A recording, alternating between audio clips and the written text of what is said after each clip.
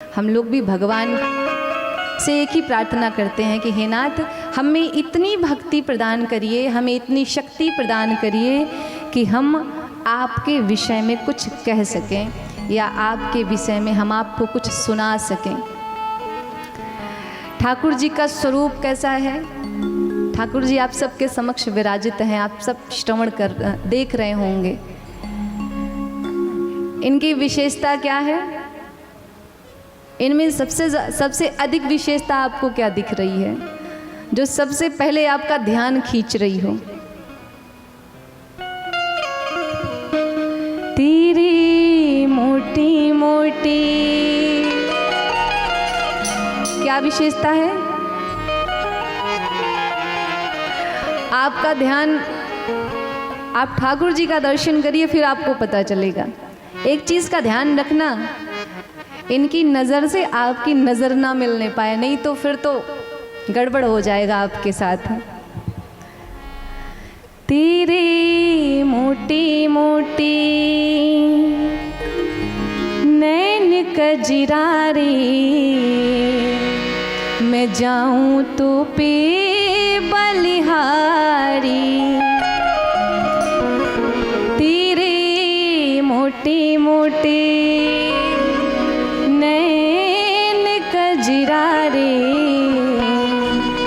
अच्छा, कौन कौन बलिहारी जा रहा है मेरे कन्हैया पे? वो हाथों को उठाएंगे।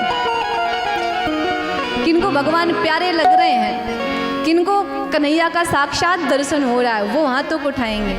और किनको लग रहा है कि ठाकुर जी के जो मोटे मोटे नेत्र हैं ना, ये गड़बड़ कर रहे हैं, अब तो हृदय पे चोट कर रहे हैं। मैं तो पी जाऊं बलिहारी,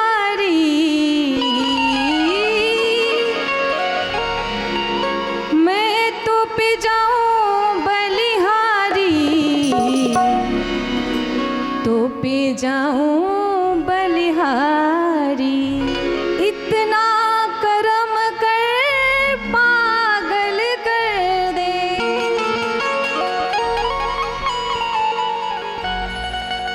पागल होना भी बड़े सौभाग्य की बात है, और कहीं हम श्याम के दीवाने हो गए, पागल हो गए, तो उसकी तो बात ही अलग है।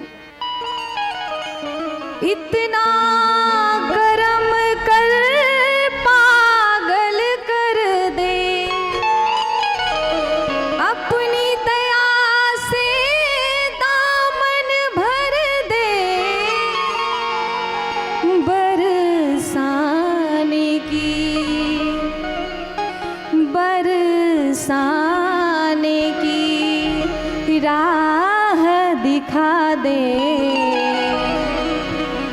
कान्हा, मैं जाऊं तो पे बलिहारी।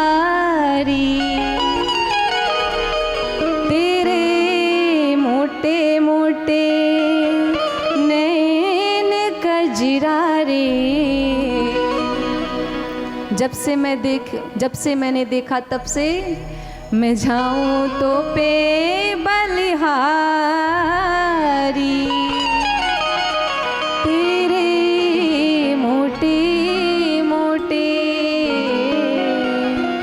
कन्हैया के नज़रों में ही तो कमाल है, और जिसने उस कमाल का दर्शन कर दिया, सच में उसका जीवन कमाल हो गया। एक बार बरसाने जाकर तो देखो क्या आनंद है। सभी दीवाने हैं मेरे कन्हैया के, सभी पागल बने घूम रहे हैं ब्रज की गलियों में।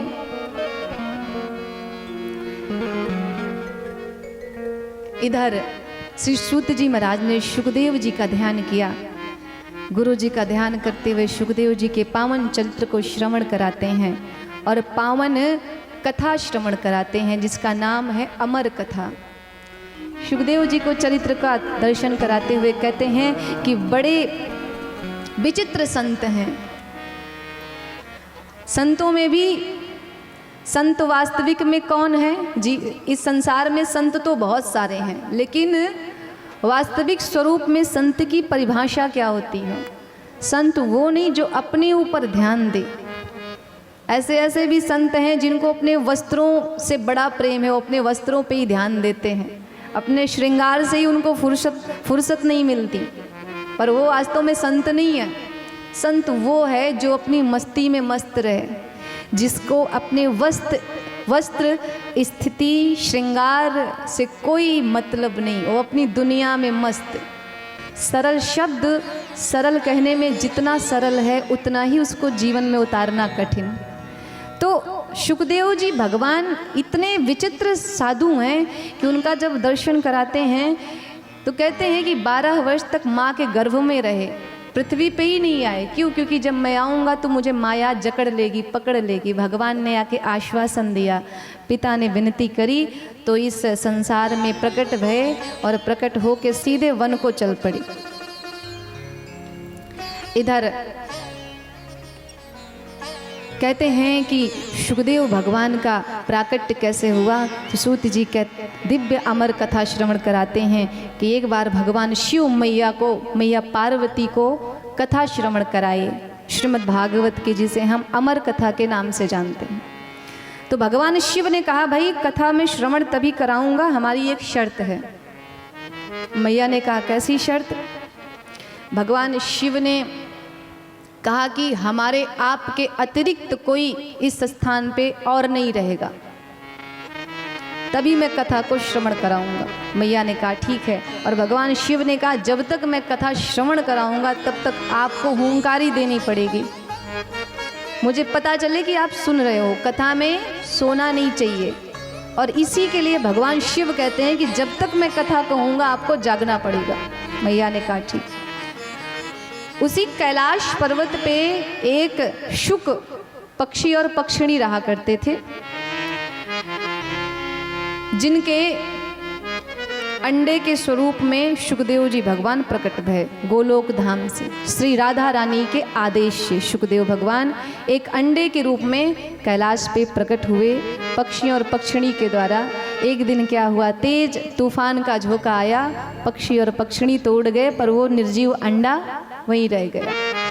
भगवान की दिव्य कथा प्रारंभ हुई। सूत जी कहते हैं कि इस कथा में इतना प्रभाव है कि जब इस कथा को भगवान शिव ने मैया पार्वती को श्रवण कराया ना, तो पहले ही दिन इस कथा के प्रभाव से उस अंडे में जीव का प्रादुर्भाव हो गया, उस अंडे में चेतना आ गई, प्राण आ गया भगवान की कथा को श्रवण करके।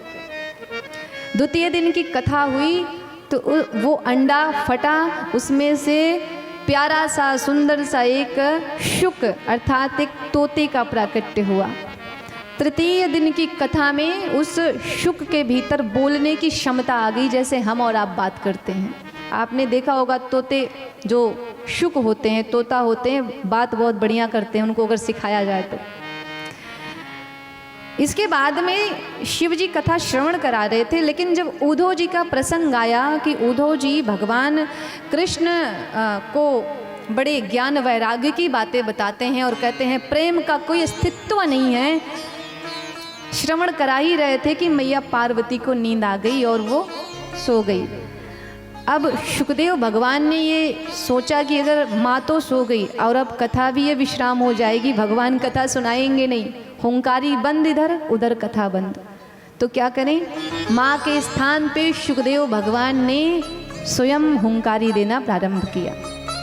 सप्तम दिवस जब कथा विश्राम हुआ और शिव जी ने जयकारा लगाया, बोलिए कृष्ण कन्हैया लाल की।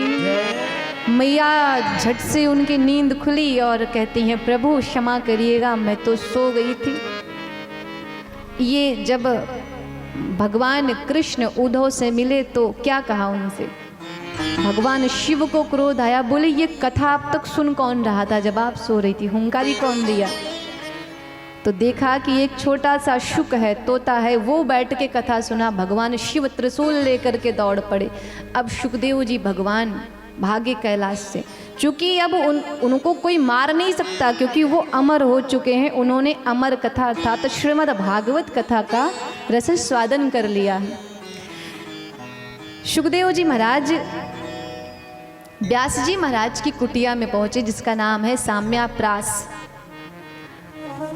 व्यास जी महाराज की पत्नी का नाम है बिकटा देवी और अपने पति से कह रही हैं कि हे प्रभु, आज बुढ़ापा आ गया लेकिन कोई बेटा हमें हुआ नहीं, एक बेटे की इच्छा थी। और इतना कह करके मैया को उबासी आ गई, जम्हाई, समझ रहे ना।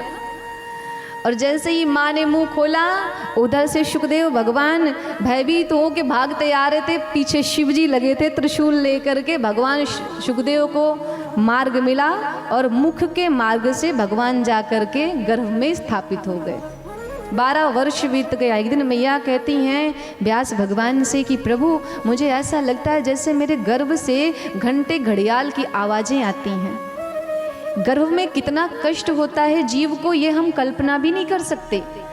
जिस गर्भ में जीव को नरक की यातना भोगनी पड़ती है, उसी गर्भ को शुकदेव जी ने मंदिर बना दिया। 12 वर्ष बीत गया, माता को कष्ट होने लगा तो व्यास भगवान ने कहा भाई बाहर आइए, आपकी माता को आपके कारण कष्ट हो रहा है। शुकदेव जी भगवान ने कहा मैं नहीं आऊँगा, मैं आऊँगा माया मुझे घेर लेगी। बोले आप आओ, कुछ भी नहीं होगा, आप आओ तो सही। शुकदेव जी ने कहा यदि भगवान नारायण आके कह दें कि मेरे यहाँ आने पे उनकी माया का प्रभाव मेरे पे नहीं होगा तो मैं बाहर आऊँगा। भगवान नारायण आए और आशीर्वाद दिया, ठीक है मेरी माया का आप पे कोई प्रभाव नहीं पड़ेगा, आप प्रकट होइए। प्रकट हो करके सीधे शुकदेव जी महाराज वन को चले गए। बहुत प्रयास किया व्यास भगवान ने कि मेरा पुत्र लौट के आए। फिर उनको बताया गया कि आपका पुत्र ही नहीं है, ये तो जगत पिता है।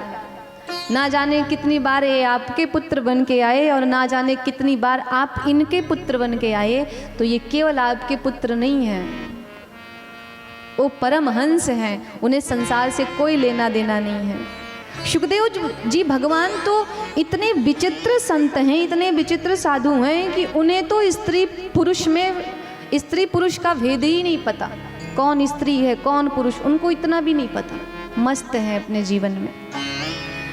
सूत जी कहते हैं इस प्रकार शुकदेव जी भगवान का प्राकट्य हुआ